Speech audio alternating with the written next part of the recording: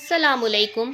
درخت جتنا اونچا ہوگا اس کا سایہ اتنا ہی چھوٹا ہوگا، اس لیے اونچا بننے کی بجائے بڑا بننے کی کوشش کریں۔ اے انسان، تجھے کس بات پر گھمنڈ، اکڑ اور شہرت پر ناز ہے؟ تو آخری غسل کا بھی محتاج ہے۔ میں اور میرا رب روز ایک چیز کو نظر انداز کر دیتے ہیں، میں اس کی عطاؤں کو اور وہ میری خطاؤں کو۔ ہمارا اللہ اتنا مہربان ہے کہ ہماری عبادت اور تقوی کو ہمارے چہروں سے ظاہر کر دیتا ہے، مگر ہمارے گناہ ساری دنیا سے پوشیدہ رکھتا ہے۔ جب اللہ کا کرم ہو جاتا ہے تو وسیلے بھی بن جاتے ہیں اور مانگنے کا طریقہ بھی آ جاتا ہے۔ دولت اور عہدے انسان کو عارضی طور پر بڑا کرتے ہیں، لیکن انسانیت اور اچھے اخلاق انسان کو ہمیشہ بلند درجے پر رکھتے ہیں۔ معاف کر کے آگے بڑھ جائیں ان سب لوگوں کو جنہوں نے دل دکھایا، تہمت لگائی، برا بھلا کہا، آپ کے لیے غلط بات کہی، آپ کو پریشان کیا۔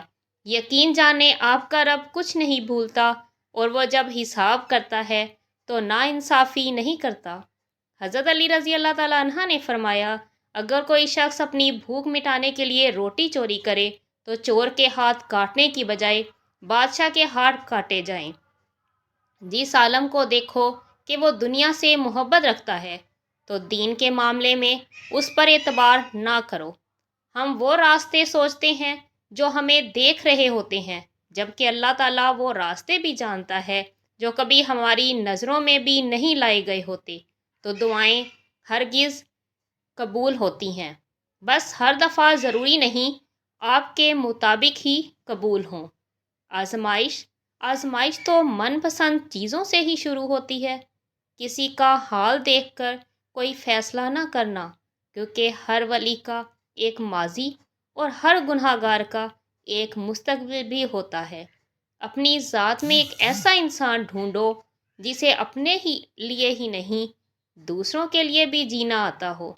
اپنا فائدہ سوچے بنا سب کے ساتھ اچھائی کا معاملہ کیجیے، کیونکہ جو لوگ پھول دیتے ہیں ان کے ہاتھوں میں خوشبو ضرور رہ جاتی ہے۔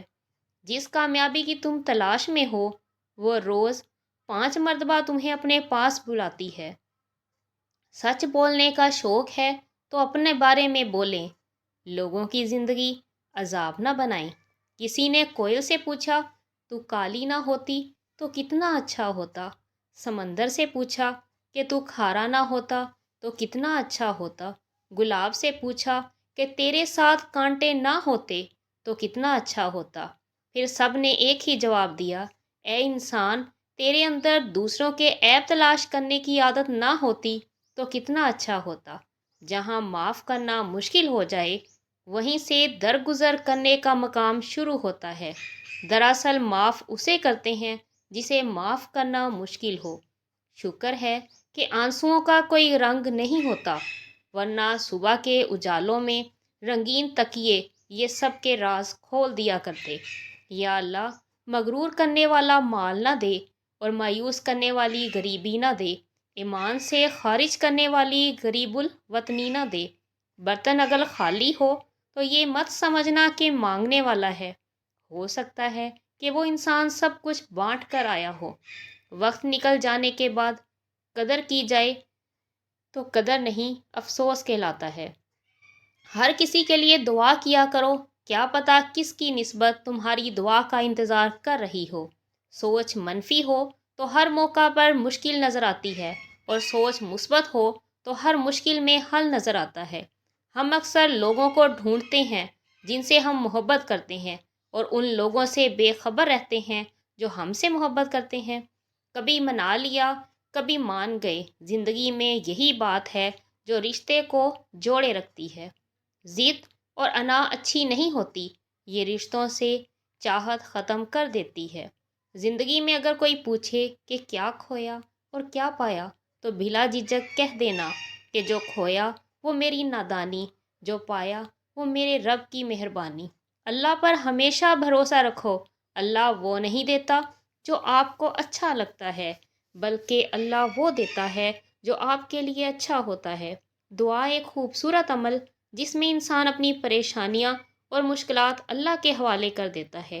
دعاؤں کی قبولیت ہمیشہ اس طرح نہیں ہوتی جیسے ہم چاہتے ہیں۔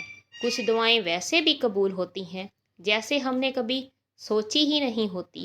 سچ بولنا اور سننا دونوں ہی بڑے مشکل کام ہیں، لیکن سچ بولنے سے دل کو جو سکون ملتا ہے وہ سکون کوئی اور چیز نہیں دے سکتی۔ اپنا اور دوسروں کا خیال رکھیں۔